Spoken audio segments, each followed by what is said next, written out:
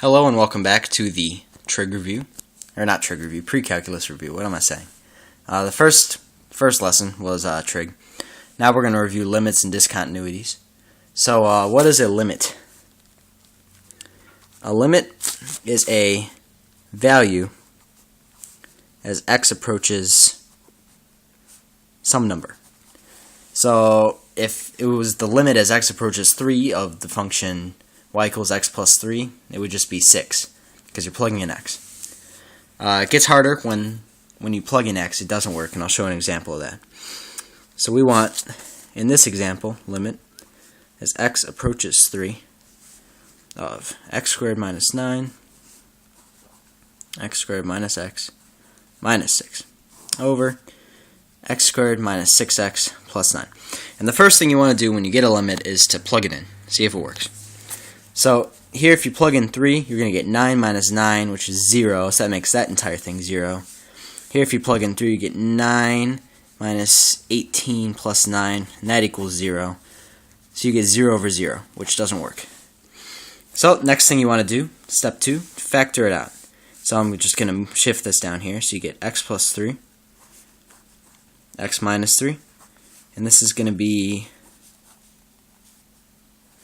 let's see, that's a 3 and a 2, and then so it's x minus 3, x plus 2, over, that's just x minus 3 squared, which I'm going to write as x minus 3, x minus 3.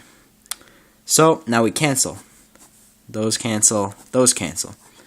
So you end up getting x plus 3 times x plus 2.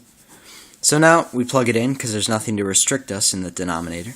So we plug it in, that's a 6, that's a 5. 6 times 5, last time I checked, is 30.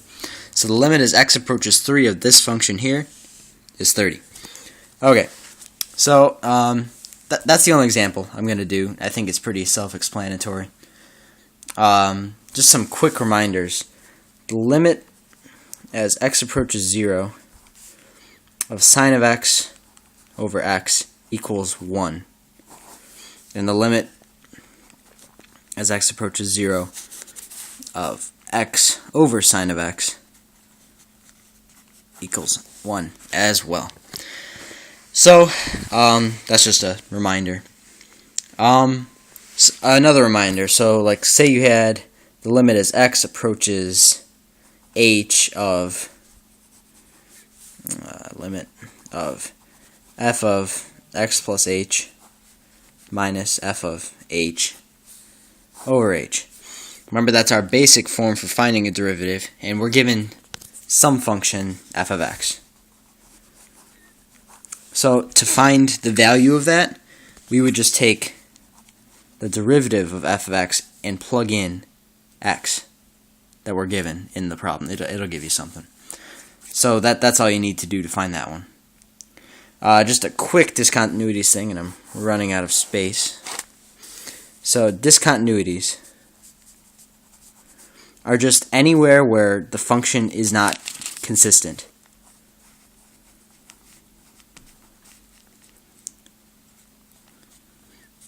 So if we had a graph